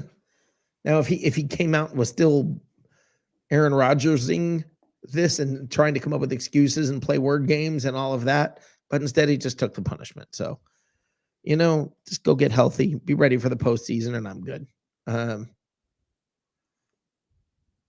That's that. That covers that. I don't want to talk about AB and that mess anymore tonight. I have kind of a quote to kind of sum that all up, if you Okay. don't mind. This is from a Greg Allman article in The Athletic. It says, Bruce Arians has written a book called A Season in the Sun, and here's a quote from it. It says, if any of you make me or Tom Moore, who's an 83-year-old assistant coach with the Bucs, sick, I have a gun and I will shoot you in the kneecaps, Arians told his players, according to the book. This serious stuff we're dealing with here. So Bruce Arians has been a big proponent about being responsible, gun safety, being very responsible and safe when it comes to COVID-19. And this totally contradicts his viewpoint and his very vocal and aggressive approach to COVID-19. So I would like to be the fly on the wall when he is an individual who's 69 and has dealt with cancer, actually sits down with Antonio Brown and addresses the situation. Yeah, I wouldn't be shocked if that's already happened. I can also tell you, I think everybody around AB is going to tell him exactly how to handle that. He's going to be well coached when he walks into that conversation. And I mean, it just seems like, look, this is a guy who's a bit of a clown. He's proven it over the years. He screwed up, but when you see somebody who's a constant screw up and then, okay, they get their act together, but then they, screw up once. And then they say, I'm sorry, my bad, I was wrong. And they try to correct it. He's probably earned enough goodwill to get out of this one. Yes, but he doesn't have any more capital. He spent all the capital he's got. So anyway, I don't know. Wesley, thank you for being a part of the show. He says he's got to get going, but go Bucs, great win. I agree with you, great win, and that's the thing I'm happiest about, guys. Is 9-3. Yeah, I remember the years when just getting one win was fun. Getting 3 in a year, 4 in a year. Oh my gosh, maybe 5. 5 was an okay year. Okay. They've won 17 out of their last 20. They're 9-3 this year. I'm good. I'm happy. Could we have done a little better today and not made a stupid interception? Yes. Sure. but we're 9-3, and we still won after that stupid play, 30-17. Yep. So it's all good. It is all good. It's good to be a Bucs fan. We will be back on Tuesday night. Dave, will you be available Tuesday night? There's a very good probability of that. I will get with Okay, you Dave for certain. should be here Tuesday night for Buck AF, which is right here at 8:30 on Tuesday nights. Buck AF for all of you who are Buck as well, you know. And Dave's going to leave me riding solo next Sunday after the Bills game because he's got important dazzling Dave things to do. Vacation and in-laws. Need I say more? There you go. We're doing Christmas early with the in-laws. There you go. I will see you on Tuesday night, my friend. Beautiful. All right. And to the rest of you, the only thing left to say is the way I love closing out every show, because I mean it, and I can't mean it any more than I say it. I'm telling you, I mean this when I say, go Bucs, go Bucs, go Bucs. Good freaking win.